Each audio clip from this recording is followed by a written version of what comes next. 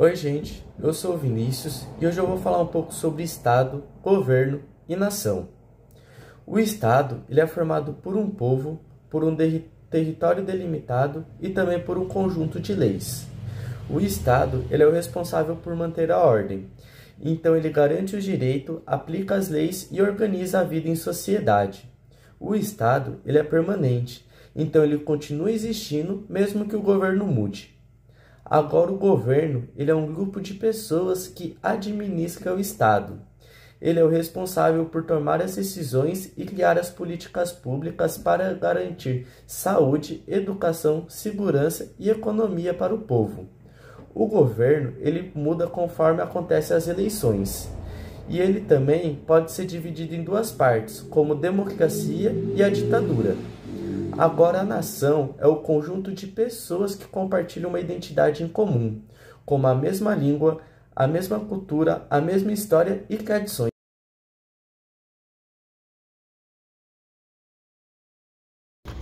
Bom dia pessoal, eu sou o André e eu vou falar sobre a tripartição dos poderes.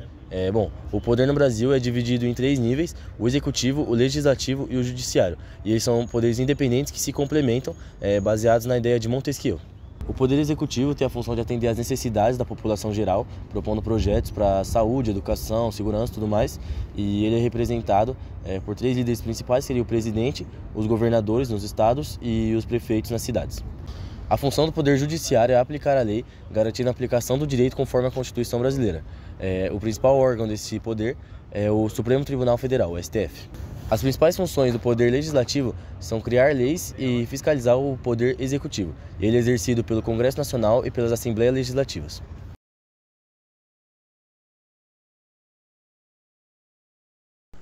Bom dia rapaziada, eu sou o Gabriel e hoje eu vou estar explicando um pouco sobre a esquerda política.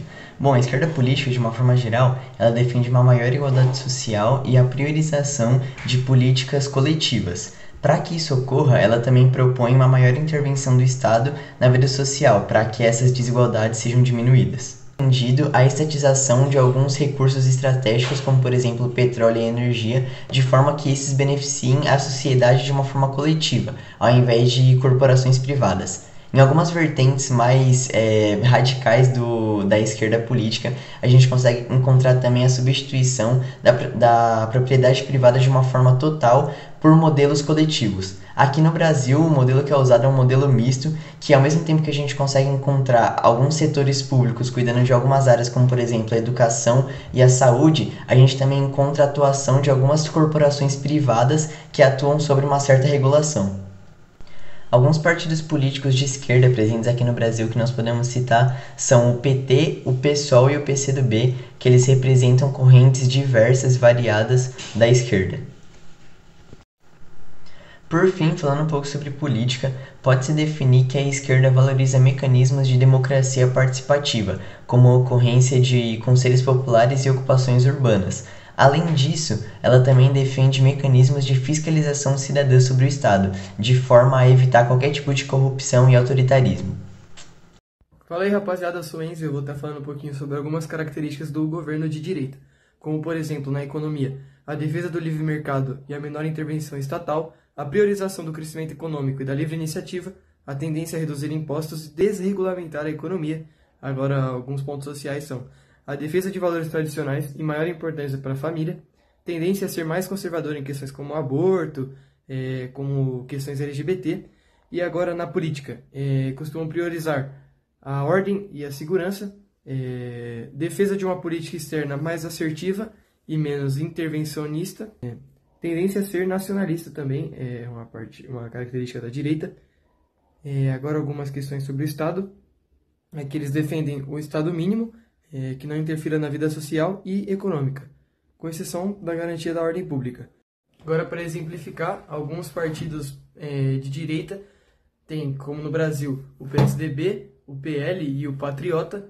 Nos Estados Unidos temos os Republicanos. E é isso aí.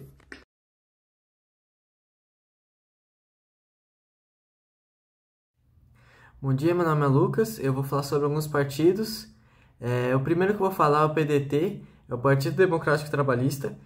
O seu número eleitoral é o 12, ele foi fundado em 1979. Ele tem raízes trabalhista de Getúlio Vargas de Goulart. Ele tem como principal objetivo defender os direitos dos trabalhadores.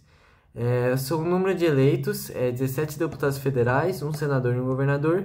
Sua posição política é centro-esquerda, com ênfase no trabalhismo e no nacionalismo, em políticas públicas e sociais. O segundo partido que eu vou falar é o Partido dos Trabalhadores, é o PT. O seu número eleitoral é o 13. Ele foi fundado em 1980 como uma alternativa de esquerda. Ele busca inclusão social e ele governou o Brasil em um grande período de 2003 a 2016. O seu número de eleitos é bem alto, sendo 68 deputados federais, 9 senadores e 4 governadores. Sua posição política é de esquerda e tem foco na justiça social e combate à desigualdade. O próximo que eu vou falar é o PSB, é o Partido Socialista Brasileiro. Ele tem como número eleitoral o 40. Ele foi fundado em 1947 como uma busca de desenvolvimento econômico e justiça social. Ele tem um número de eleitos 14 deputados federais, um senador e 2 governadores. Sua posição política é de centro-esquerda, defendendo o socialismo democrático. O último que eu vou falar é o PSDB, é o Partido Social Democrata Brasileiro. Ele vai ter um número eleitoral como 45. Ele foi fundado em 1988 e já teve o protagonismo dele, já foi muito grande, mas hoje ele tem poucos eleitores eleitos e defende um Estado mais eficiente com reformas liberais e foco social. O seu número de eleitos é 13 deputados federais, 3 senadores e nenhum governador. Ele é de centro e centro-direita, e tem base democrata e reformista, com liberalismo econômico moderado. E agora eu vou estar passando para o Arthur, ele vai dar sequência para o trabalho, citando mais alguns partidos. O PCdoB, o Partido Comunista dos Brasileiros, tem o número eleitoral como 65 e foi fundado em 1922, tendo algumas reformulações que em 1962 foi atribuído o seu nome atual, pois antes era PCB, que era Partido Comunista do Brasil, e agora é PCdoB, Partido Comunista do Brasil. Eles têm 6 representantes na Câmara dos Deputados e nenhum no Senado, tendo algumas atuações estaduais, municipais e regionais, sendo um partido totalmente de esquerda comunista e voltada para a defesa dos trabalhadores brasileiros. E agora falando sobre o MDB, o Movimento Democrático Brasileiro, sendo o seu número atual como o número 15 no seu número eleitoral, e atualmente sendo um dos maiores partidos que tem no nosso país, ele surgiu durante o regime militar e foi muito essencial para a redemocratização do nosso país.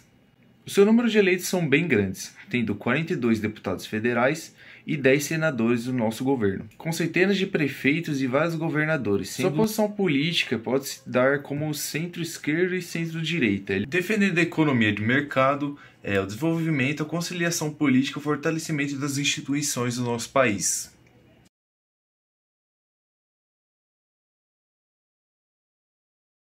Bom, pessoal, eu estou aqui com o professor Glaucio de Filosofia e eu tenho algumas perguntas aqui para ele sobre política. Primeira pergunta, você tem conhecimento claro sobre posição política de direita e esquerda? Tenho conhecimento sobre isso, sim, embora eu ache que esses termos sejam relativos.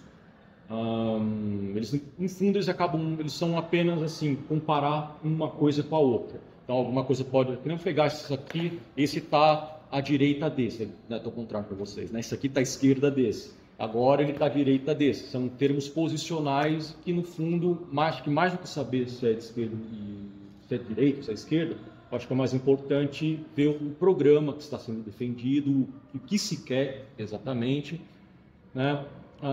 E os objetivos que o candidato, né, quando vai falar de política, né, que se quer exatamente. Acho que é isso muito mais relevante do que essas classificações que todo mundo sabe, que veio lá da Revolução Francesa, do Girondino, enfim, aquela coisa toda, vocês já sabem disso, mas acho que isso hoje, apesar de alguns autores ainda defenderem os dois termos, né, a ideia de esquerda e de direita, tem uma filosofia analítica até que vai atrás disso, mas eu acho que isso é um pouco insuficiente. É mais importante saber o que exatamente está sendo defendido. Isso é muito mais relevante. Segunda pergunta, você tem algum partido político de preferência? Tenho sim, e também sou filiado. Bom, falou. Você sabe claramente o que o senador faz? Sim. O senador ele pode não só elaborar leis, mas ele tem também um papel de fiscalização. Claro, tem a questão da elaboração de leis. Então, e também, claro, com a questão aí de exercer também o governo, né? Sim. Você lembra em qual deputado federal, estadual e senador votou nas últimas eleições? Sim. E você lembra em qual vereador votou nas últimas eleições? Sim. Legal. E você gostaria de se candidatar em algum momento da sua vida? Não. Não? Beleza.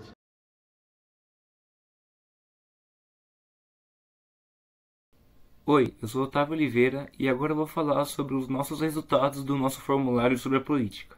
Bom, a gente teve cerca de 84 resultados. Bom, na primeira pergunta diz se a pessoa tem um conhecimento claro sobre o lado esquerdo e direito da política. Tivemos o de resultado 75% de sim e 25% de não, aonde 63 pessoas votaram no sim e 21 no não. A segunda pergunta perguntava se a pessoa já tinha um partido político de preferência. Nessa pergunta tivemos meio que um empate, onde 50% votaram no sim e 50% no não. Na terceira pergunta, já se trata se a pessoa conhece o que o senador faz. Tivemos o resultado de 56% de sim e 44% de não, onde 47 pessoas votaram no sim e 37 no não. Na quarta, quinta e sexta pergunta, se trata se a pessoa lembra em qual deputado federal, estadual e senador ela votou nas últimas eleições. Nessas três perguntas tivemos o resultado de não. Já na sétima pergunta, trata se a pessoa lembra em qual vereador ela votou nas últimas eleições. Ao contrário das três perguntas anteriores, nessa tivemos o resultado de sim. Na oitava e última pergunta, se trata se a pessoa pretende se candidatar em algum momento. Nessa pergunta tivemos como não 81% e de sim 19%.